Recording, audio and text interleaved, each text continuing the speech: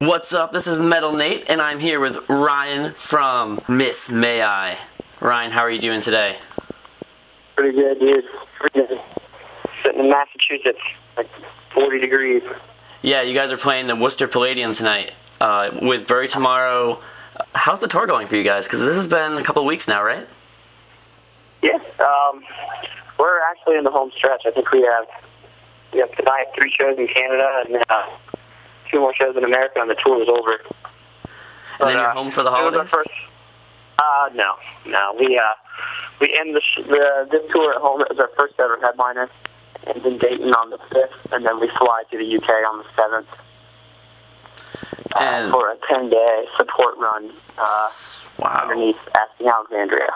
Wow, that's going to be an awesome tour. Yeah, I'm pretty excited. How's the response been, I guess, and good turnouts across the U.S.? Yeah, it started out slow. We started out, since it was getting cold, we tried to get through the bad weather spots as fast as possible. So first 2 shows were matinees, which was kind of weird for us. And we had just come off of a Whitechapel tour where we were used to playing for somewhere between 500 and 900 kids a night.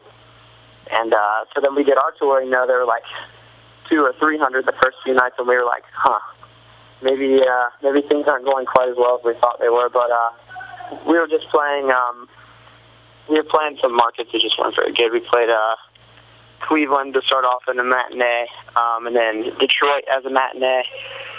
Then we went all the way out to Chicago and Salt Lake and Idaho and out in that area, and it was kind of tough because we hadn't been there in almost a year.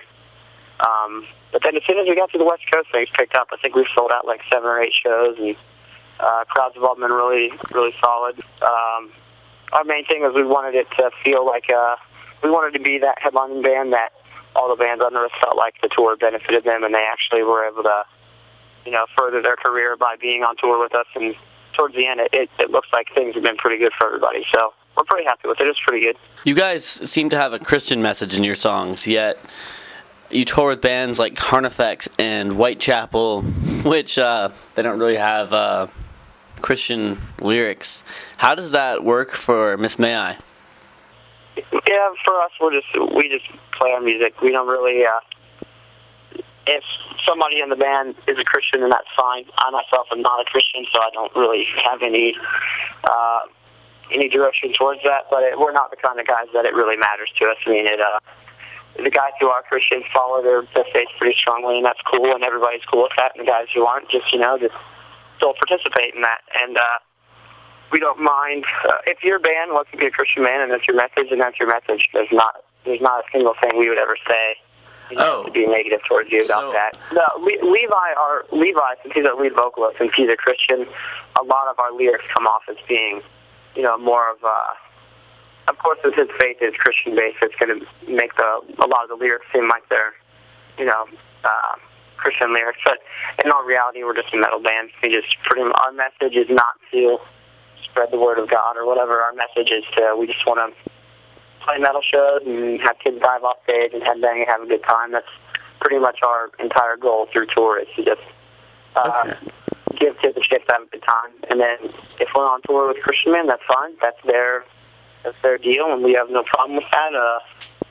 I mean, it works out pretty well. I mean, we can tour with pretty much anybody. We don't have to worry about having to stick ourselves in a only Christian genre, or if we were a much heavier, death metal band, we wouldn't be able to tour with those Christian bands at all. But luckily for us, we're right in the middle with 3 dudes who are Christians, 2 dudes who aren't, who are just more along the atheist line, and you just get along with everybody. So. Okay, cool.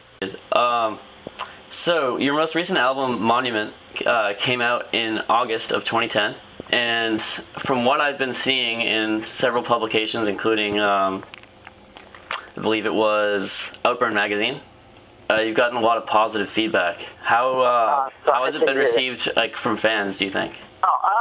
It actually turned out a lot better than we ever thought it would.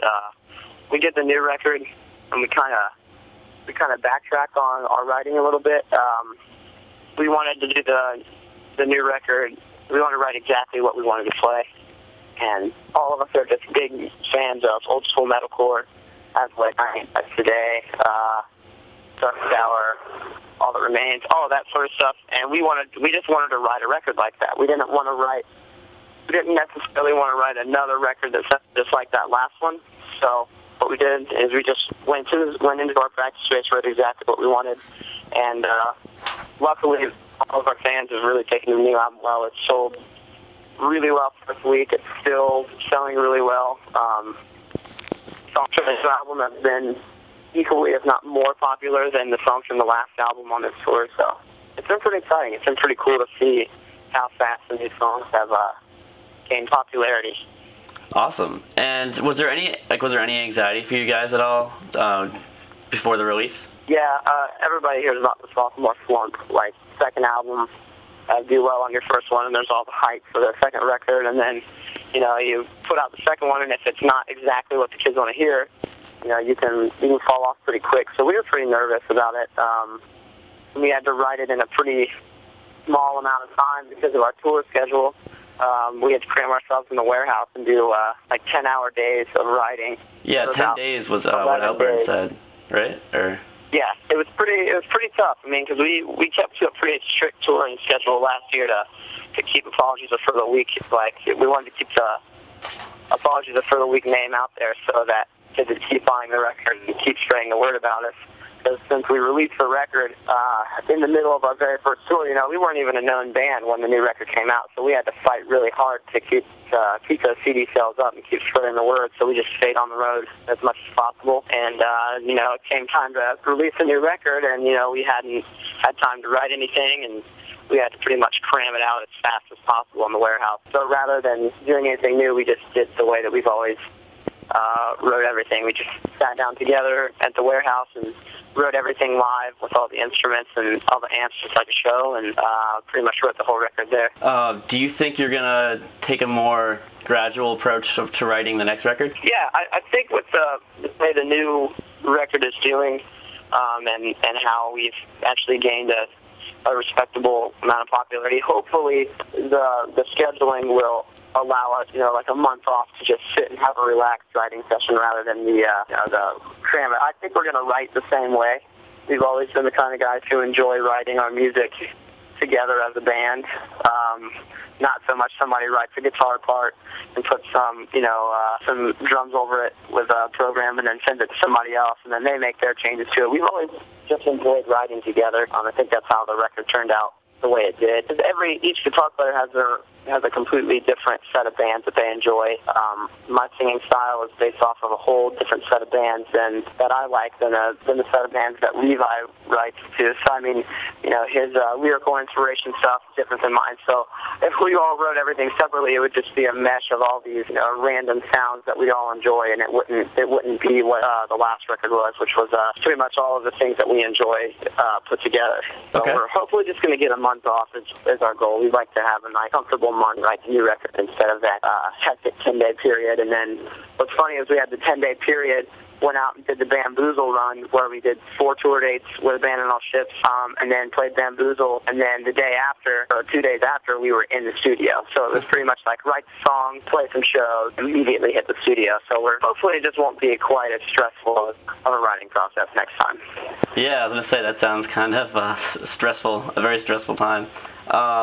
Yeah, it's a pretty common thing, though. I mean, we're talking we're on tour with the Sleeping Guys right now. Sleeping with Sirens is direct support, and they're in the same boat.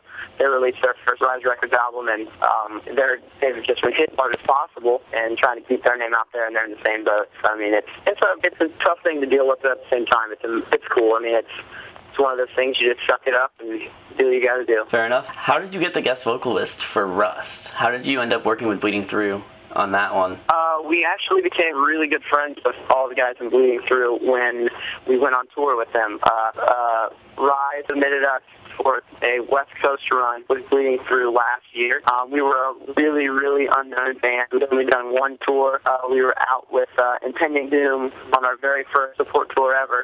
And then Bleeding Through signed a Rise record and was looking, Bleeding Through was looking for a support band for their tour. It was like a West Coast 10-year anniversary run for them. We were all huge fans of Bleeding Through, so Craig and I, and Dave, our booking agent from Agency Group, worked together and Bleeding Through about us, and Drew chose us to be 2 out of 4 on that tour, and it was like a 2-week run with them. Became good friends with Brandon, and then I approached Brandon.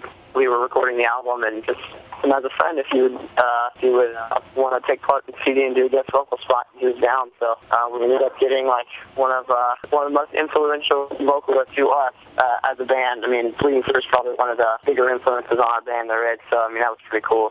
Yeah, it's a real moment. Like that's for a while before we could send it to him, because Bleeding Through a pretty hectic overseas tour schedule while we were recording. So we had the track done for a while, and then it turned out really well. Yeah. What's your favorite song off of the new album to play live? Masses of Dying Greed is my favorite song. It's just really heavy in your face metalcore, but it's still really simple, and it's got a really interactive singing part that all the kids in the crowd seem to like. So that's really my favorite song. You said you were influenced by bands like Bleeding Through and As I Lay Dying, and that's definitely evident in your vocals. Is As I Lay Dying a major influence for you personally? As I Lay Dying is my favorite metal band by far. Because your vocals sound just like Tim Lambesis, like in a good way. Yeah, Levi and I both. If we had to choose who our favorite metalcore band was, it would definitely be As I Lay Dying. It's just that was the first metalcore band I got into right after I graduated high school. As I Lay Dying was way up, and they were just they were that band for me when I was a kid that I caught on to that just was like the perfect band. So, and they're still making records that are amazing. We still love listening to the band. Still go and see them every chance we get. So I would definitely say As I Lay Dying is probably my biggest. As far as metal bands go, they would definitely be the biggest one. Okay. Do you listen to anything that's not metal that would be kind of surprising to the listeners? I think Kesha and Katy Perry's new albums are the most catchy things on planet Earth. I have a bad habit of listening to them when I drive. That's okay. I listen to some pretty goofy stuff sometimes.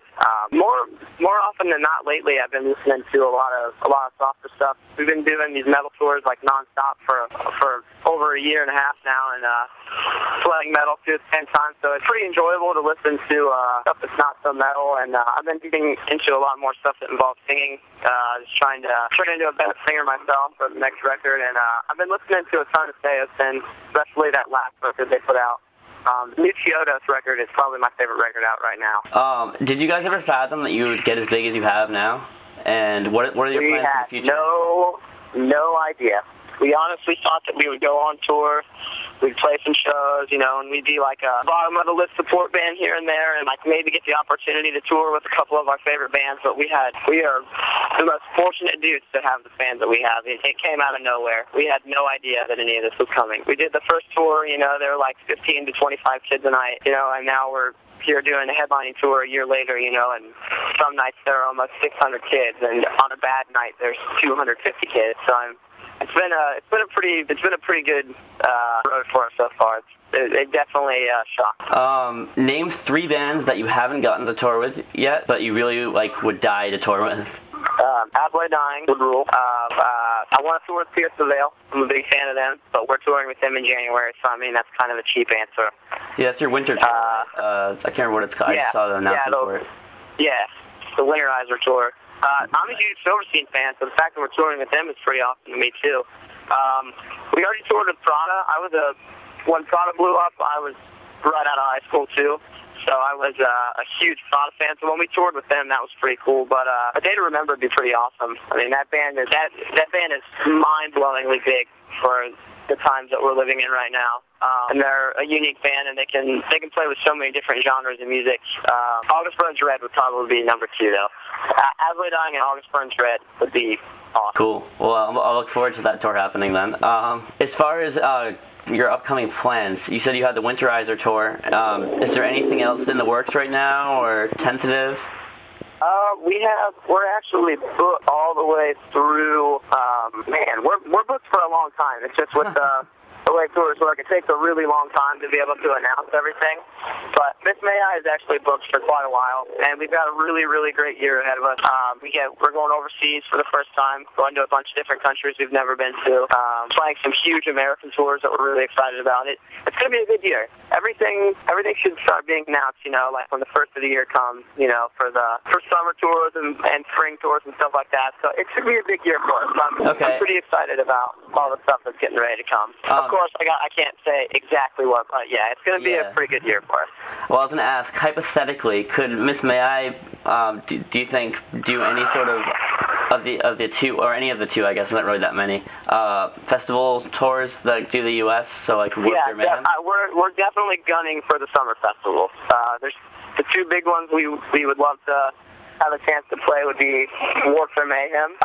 Mayhem would get us in with that older, more mainstream metal crowd that really sticks around and has stuck by all of their favorite bands forever. So that'd be a huge benefit for us. And it'd be a tough one because we're so much. We are a lot. I guess you would say like a lot more seen than a lot of the bands that would be on that tour, but we definitely would love to do Mayhem. And then of course, Warped Tour would be like a dream come true. I can't even tell you how many Warped Tours I went to as a kid to watch bands, and it would be pretty awesome if we could get a shot at that. But I think we have a pretty legitimate shot at it. I can't say for sure if we'll get it or not, but I think we have a pretty good shot at it. If not this year, then hopefully within the next couple of years we'll have a chance to do a nice stage at Warped. Get to try out that atmosphere. Well, I was going to say, I have to repose that question. Some of the bands are being announced for Warped tomorrow. If you knew that Snoop Dogg would be on, because actually I know someone who does Warped stuff. Apparently Snoop Dogg is on it this year. Does that change your stance towards being on Warped for the coming year? Yeah, that just makes me want to be on it more because the amount of people coming to Warped Tour would be insane. Yeah, right. And the chance to get to meet Snoop Dogg, smoke out or have a beer with Snoop Dogg would be pretty freaking. I'd be pretty awesome. I don't think there are many things you can do in your life that would top that situation. That is very true. So that would be pretty awesome. And beyond the summer tours, do you have any other goals for next year? Any sort of personal goals, maybe? We would like to do another headlining tour after we spend the first chunk of 2011 growing, doing support tours and stuff like that. I don't think we'll headline again until probably like fall or winter, but before next year is over, before 2011 is over, we'd like to try another headliner. That'd be really cool to see how much we've grown. But you never really know how much you've grown until it's your responsibility to pull the crowd, Yeah, absolutely. So that'd be really cool. We'd like to get a lot of the new record written so that we can get started on our third album. But really, we just want to stay on the road. We just want to keep being there for all the fans, playing as many shows as we can, and make sure all our fans are enjoying the music that we put out last year and have a good time. Fair enough. Thank you very much for doing the interview today. I appreciate it. Yeah, dude, thank you.